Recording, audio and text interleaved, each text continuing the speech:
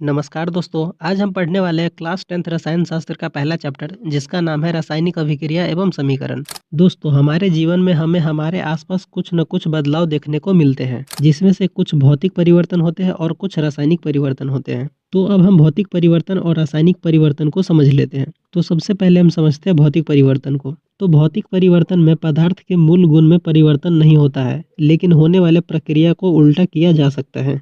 जैसे कि पानी से बर्फ बनना। देखो यार, जब पानी को फ्रिज में रखते हैं तो वह बर्फ बन जाता है, और जब हम उसे बाहर निकालते हैं तो वो वापस पानी बन जाता है। तो ये जो परिवर्तन है वो भौतिक परिवर्तन है, क्योंकि यहाँ पर जो परिवर्तन है वो उल्टा हो रहा है।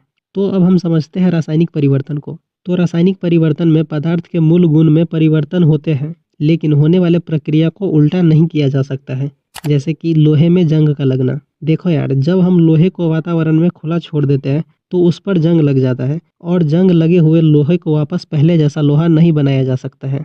तो अब हम इस चैप्टर के पहले टॉपिक को समझते हैं, जिसका नाम है रासायनिक अभिक्रिया। तो जब कोई पदार्थ अकेले या किसी अन्य पदार्थ के साथ मिलकर एक या एक से अधिक नए गुण वाले पदार्थ का निर्माण करते हैं, उसे रासायनिक अभिक्रिया कहते हैं। जैसे कि C+O2 इक्वल टू CO2। देखो यार, जो कार्बन है वो ऑक्सीजन के साथ मिलकर एक नया उत्पाद बना रहे हैं, जो कि है कार्बन डाइऑक्साइड। अब देखो यार, जब कोई भी रासायनिक अभिक्रिया होगा तो उसमें दो चीज़ जरूर होगी। पहला अभिकारक और दूसरा प्रतिफल या उत्पाद। तो अब हम इन दोनों को अच्छे से समझ लेते हैं। तो सबसे पहले हम समझते हैं कि अभिकारक क्या होता है। तो रासायनिक अभिक्रिया में भाग लेने वाले पदार्थों को अभिकारक कहा जाता है। तो अब हम समझते हैं प्रतिफल या उत्पाद को। तो रासायनिक अभिक्रिया होने के बाद बनने वाले पदार्थ को प्रतिफल या उत्पाद कहा जाता है। तो अब हम एक एग्जाम्पल के द्वारा अभिकारक और प्रतिफल को समझ लेते हैं। तो जब हाइड्रोजन क्लोरीन के साथ अभिक्रिया करता है तो वह हाइड्रोजन क्लोराइड बनाता है। अब देखो यार, तुम इस अभिक्रिया को ध्यान से देखो। इसमें जो हाइड्रोजन और क्लोरीन है वह अभिकारक है, क्योंकि ये दोनों इस अभिक्रिया में भाग ले रहे हैं। और जो हाइड्रोजन क्लोराइड है वह प्रतिफल है, क्योंकि ये इस अभिक्रिया में बन रहे हैं। तो अब हम ये समझ लेते हैं कि जब रासायनिक अभिक्रिया होता है तो हमें क्या क्या बदलाव देखने को मिलते हैं। पहला, गैस की उत्पत्ति। मतलब कि कुछ ऐसे रासायनिक अभिक्रियाएं होती है जिसमें कोई गैस उत्पन्न होती है। दूसरा, अवक्षेप का बनना। अवक्षेप एक ठोस पदार्थ है जो रासायनिक अभिक्रिया के दौरान विलयन में से पृथक हो जाता है, मतलब कि अलग हो जाता है। तीसरा, रंग में परिवर्तन। मतलब कि कुछ ऐसे रासायनिक अभिक्रिया होते हैं जिसमें पदार्थों के रंग में परिवर्तन हो जाता है। चौथा, ताप में परिवर्तन। मतलब कि कुछ रासायनिक अभिक्रियाओं के दौरान ताप में परिवर्तन होता है। और पांचवा, अवस्था में परिवर्तन। मतलब कि कुछ रासायनिक अभिक्रियाओं के दौरान पदार्थों की अवस्था में भी परिवर्तन होता है, जैसे कि ठोस से द्रव, द्रव से गैस और गैस से ठोस। तो अब हम इस चैप्टर के सबसे महत्वपूर्ण टॉपिक को समझते हैं, जो कि है रासायनिक समीकरण। तो यहाँ पर हमें चार चीज़ें समझना है, जो कि है रासायनिक समीकरण क्या होता है, ये कितने प्रकार के होते हैं, हम इन्हें संतुलित क्यों करते हैं, और हम इन्हें संतुलित कैसे कर सकते हैं। तो हम इन चारों टॉपिक को एक एक करके अच्छे से समझते हैं। तो सबसे पहले हम समझते हैं कि रासायनिक समीकरण क्या होता है। तो किसी रासायनिक अभिक्रिया में भाग लेने वाले पदार्थों के संकेतों एवं सूत्रों की सहायता से उस अभिक्रिया का संक्षिप्त निरूपण ही रासायनिक समीकरण कहलाता है। जैसे कि कार्बन और ऑक्सीजन अभिक्रिया करते हैं तो वो कार्बन डाइऑक्साइड बनाते हैं। अब इसी अभिक्रिया को हम संकेत में लिखते हैं। तो जो कार्बन है उसका संकेत C होता है, और जो ऑक्सीजन है उसका संकेत O2 होता है, और जो कार्बन डाइऑक्साइड है उसका संकेत CO2 होता है। तो हम इतने बड़े रासायनिक अभिक्रिया को संकेत के द्वारा इतने कम जगह में लिख दिए। इसी को हम रासायनिक समीकरण कहते हैं। तो अब हम समझते हैं कि रासायनिक समीकरण कितने प्रकार के होते हैं। तो रासायनिक समीकरण दो प्रकार के होते हैं। पहला, संतुलित रासायनिक समीकरण, और दूसरा असंतुलित रासायनिक समीकरण। तो अब हम इन दोनों को अच्छे से समझ लेते हैं। तो सबसे पहले हम समझते हैं संतुलित रासायनिक समीकरण को। तो वैसा रासायनिक समीकरण जिसमें अभिकारक और उत्पाद दोनों तरफ प्रत्येक तत्व के परमाणुओं की संख्या बराबर होती है, उसे संतुलित रासायनिक समीकरण कहते हैं। जैसे कि 2H2 + O2 equal to 2H2O। ये समीकरण संतुलित है, क्योंकि इसमें हाइड्रोजन की संख्या दोनों तरफ 4 है और ऑक्सीजन की संख्या दोनों तरफ 2 है। तो अब हम समझते हैं असंतुलित रासायनिक समीकरण को। तो वैसा रासायनिक समीकरण जिसमें अभिकारक और उत्पाद दोनों तरफ के तत्वों के परमाणुओं की संख्या बराबर नहीं होती है, उसे असंतुलित रासायनिक समीकरण कहते हैं। जैसे कि 2Mg + O2 equal to MgO। ये असंतुलित समीकरण है, क्योंकि इसमें मैग्नीशियम और ऑक्सीजन की संख्या दोनों तरफ बराबर नहीं है। एक तरफ 2 मैग्नीशियम है और 2 ऑक्सीजन है, वहीं दूसरी तरफ 1 मैग्नीशियम है और 1 ऑक्सीजन है। तो अब हम ये समझते हैं कि रासायनिक समीकरण को हम संतुलित क्यों करते हैं। तो द्रव्यमान के संरक्षण के सिद्धांत के अनुसार रासायनिक समीकरण को संतुलित करना आवश्यक होता है, क्योंकि इस सिद्धांत के अनुसार रासायनिक अभिक्रिया के बाद द्रव्यमान का न तो निर्माण होता है और न ही विनाश होता है। तो अब हम समझते हैं कि रासायनिक समीकरण को संतुलित कैसे कर सकते हैं। तो रासायनिक समीकरण को संतुलित करने का एक सबसे आसान विधि है, जिसे अनुमान द्वारा संतुलन विधि कहते हैं। तो चलिए अब हम कुछ असंतुलित रासायनिक अभिक्रिया को संतुलित करके संतुलित करने के प्रक्रिया को सीखते हैं।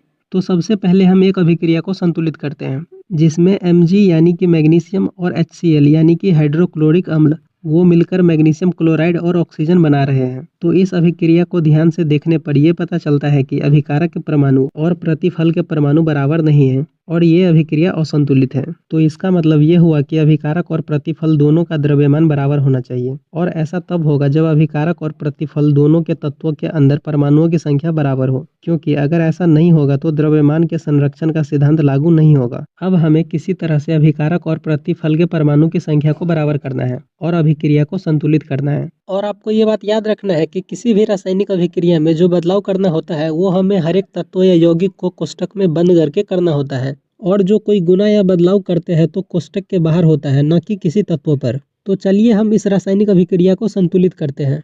तो सबसे पहले हम एक तालिका बना लेते हैं, जिसमें पहले कॉलम में तत्व के नाम और दूसरे कॉलम में अभिकारक के परमाणु की संख्या और तीसरे कॉलम में प्रतिफल के परमाणुओं की संख्या को लिख लेते हैं। तुम इसे लेफ्ट हैंड साइड यानी कि बाईं ओर और राइट हैंड साइड यानी कि दाईं ओर भी लिख सकते हो। तो अब हम इस अभिक्रिया के सभी तत्वों को एक एक करके संतुलित कर लेते हैं। तो सबसे पहले हम देखते हैं मैग्नीशियम को। तो मैग्नीशियम के बाईं ओर एक एटम और दाईं ओर भी एक एटम है। इसका मतलब मैग्नीशियम पहले से ही संतुलित है। अगर किसी को नहीं पता तो बता दूं कि एटम को हिंदी में परमाणु कहा जाता है। अब हम क्लोरीन को देखते हैं। तो क्लोरीन के बाईं ओर एक एटम है और दाईं ओर दो एटम है। तो अब हमें ये देखना है कि क्लोरीन के बाईं ओर और दाईं ओर के एटम की संख्या को कैसे बराबर कर सकते हैं। तो अगर हम क्लोरीन के बाईं ओर जिसमें एक एटम है उसको अगर हम 2 से गुना करेंगे तो क्लोरीन के बाईं ओर और दाईं ओर के एटम की संख्या बराबर हो जाएगी और क्लोरीन संतुलित हो जाएगा। तो अब हम हाइड्रोजन को देखते हैं। तो हाइड्रोजन के बाईं ओर एक एटम है और दाईं ओर 2 एटम है। तो अगर हम हाइड्रोजन के बाईं ओर जिसमें एक एटम है उसको अगर हम 2 से गुना कर देते हैं तो हाइड्रोजन के बाईं ओर और दाईं ओर की एटम की संख्या बराबर हो जाएगी और हाइड्रोजन संतुलित हो जाएगा। तो आप देख सकते हो कि इसी के साथ हमारी पूरी रासायनिक अभिक्रिया संतुलित हो चुकी है। तो चलिए अब हम इस पूरी अभिक्रिया को संतुलित तरीके से लिख लेते हैं। तो Mg+2HCl इक्वल टू MgCl2+H2।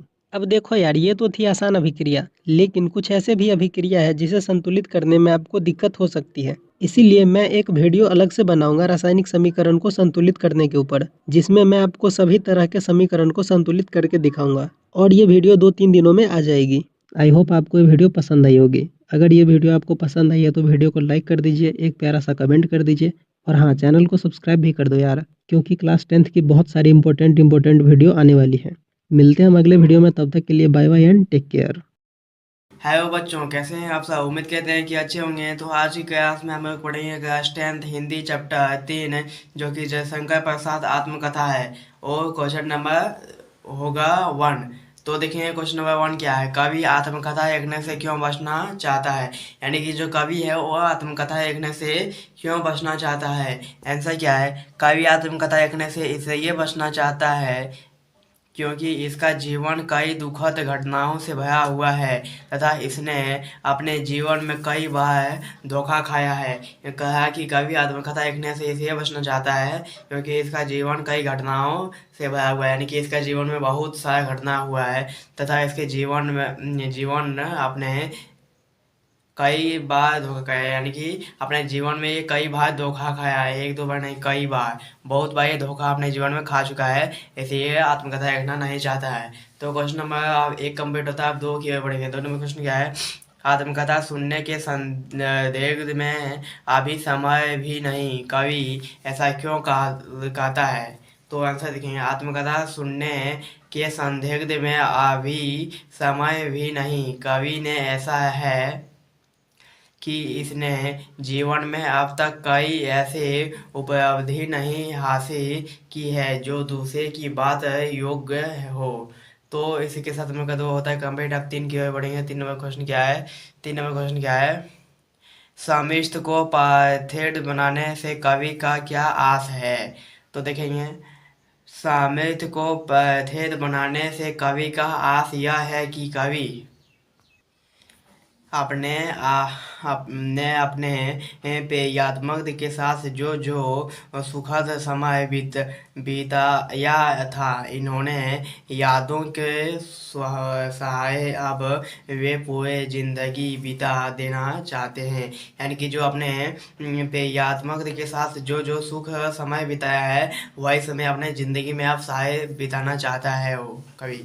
आप देखेंगे क्वेश्चन नंबर 4 क्या भाव स्पष्ट की, इसका भाव स्पष्ट करना है। कौन में क्या है, मेरा कहाँ वह सुख जिसका मैं स्वप्न देखकर जाग गया, आंगन में आते आते मुस्के कर जो भाग गया। यानी कि उसका भाग में जो है सुख आते आते भी फिर वापस घूम के चला गया।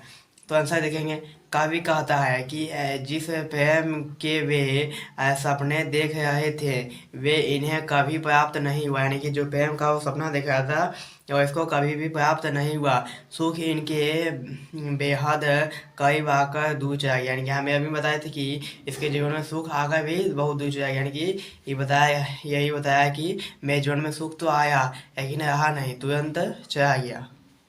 तो इसी के साथ चाय का ख होता है कंप्लीट। अब ख देखेंगे, चाय का ख क्या है, ये जिसके अरुण कपोरे की मतरावी सुंदर छाया में अनुरागिनी उमा रहती थी, निज सुहाग मधुआए में। आंसर देखिए, इन पंक्तियों में कवि ने अपने प्रेयसी के सुंदरता का वर्णन किया है। वे कहते हैं कि जिस इनकी प्रेयसी के गए की रायता इतनी अधिक है कि उमा की रायमा भी इसके सामने फीके हैं। तो इसी के साथ हमारा खंड में होता है कंप्लीट। फर्स्ट में क्वेश्चन देखेंगे। फर्स्ट में क्वेश्चन क्या है, उज्ज्वल गथा कैसे उगाउन मधुर चांदनी रातों की कथन के माध्यम से कवि क्या कहना चाहता है।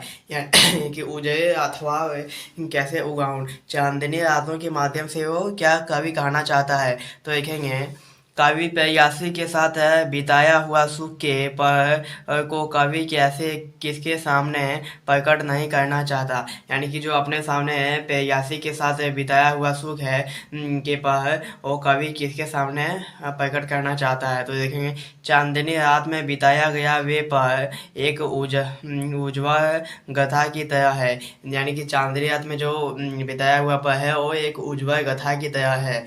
इस यादों को वह औरों को बताकर अपना मजाक नहीं उड़ाना चाहता। यानी कि उसके जीवन में जो बीता है वो दूसरे को बताकर अपने आप का मजाक नहीं उड़ाना चाहता है। तो इसी के साथ मेरा 5 नंबर होता है कंप्लीट। आप बढ़ेंगे 6 में देखेंगे 6 नंबर क्वेश्चन क्या है। क्वेश्चन क्या है 6, आत्मकथा कविता की काव्य भाषा को और विशेषताएं उदाहरण सहित देखिए। यानी कि उदाहरण सहित देखना है तो देखेंगे, आत्मकथा कविता की काव्य भाषा की विशेषता निम्नलिखित है। जैसे कि देखेंगे पॉइंट, कविता में खड़ी बोली हिंदी भाषा का योग्य क्या है। कविता में खड़ी बोली हिंदी भाषा का योग किया है। पॉइंट नंबर 2, कविता में कवि ने नवीन शब्दों का प्रयोग किया है। कविता में जो कवि है वो नवीन शब्दों का जो है प्रयोग किया है। पॉइंट नंबर 3, कविता में मानवीकरण शैली का प्रयोग किया है। कविता में जो मानवीकरण शैली का जो है प्रयोग किया है। पॉइंट नंबर 4 क्या है, अलंकारों के प्रयोग से काव्य संदिग्ध बढ़ गया है। यानी कि अलंकारों के प्रयोग से जो काव्य संदिग्ध बढ़ गया है। इसी के साथ नंबर 6 होता है कंप्लीट। अब 7 नंबर क्वेश्चन के बढ़ेंगे, यानी कि इस चैप्टर का अंतिम क्वेश्चन। तो देखेंगे 7 नंबर क्वेश्चन क्या है। 7 नंबर क्वेश्चन क्या है, कवि ने जो सुख का स्वप्न देखा था। यानी कवि जो है उस जो सुख का स्वप्न देखा था, इसके कविता में किस रूप में अभिव्यक्त किया। यानी कि इसे कविता में किस रूप में अभिव्यक्त किया है। देखिए आंसर, कवि ने जो सुख का स्वप्न देखा था। यानी कि जो कवि ने वो सुख का स्वप्न देखा था, इसे वह अपने प्रेयसी नायिका के माध्यम से व्यक्त किया है। यानी कि अपने नायकी पेयसी नायिका के माध्यम से व्यक्त किया है। आगे देखें, कवि कहता है कि नायकी स्वप्न में इसके पास आते आते मुस्कुरा चली गई। कवि चाहता है, यानी कि कवि जो है वो कहना चाहता है कि जो सपने इसने और इसके प्रेमी ने मिलकर देखे हैं, यानी कि जो कवि और इसके प्रेमी ने सपने मिलकर देखे हैं, वे तो इसे कभी प्राप्त नहीं हुआ। वे सपना इसके कभी प्राप्त नहीं हुआ। तो इसी के साथ हम लोग का चैप्टर 3 10th क्लास का जो है जयशंकर प्रसाद आत्मकथा वो कंप्लीट होता है। तो अगर आप लोग चैनल पर नए हैं तो चैनल को सब्सक्राइब कर दीजिएगा और बेल आइकन को प्रेस कर दीजिएगा और अपने दोस्तों या क्लासमेट में शेयर कर दीजिएगा। अगर आप लोग को कोई अभी भी डाउट हो तो कमेंट बॉक्स में ज़रूर बताइएगा और मेरे चैनल को सब्सक्राइब कर दीजिएगा। इंस्टाग्राम का मेरा चैनल है ये झारखंड NCERT।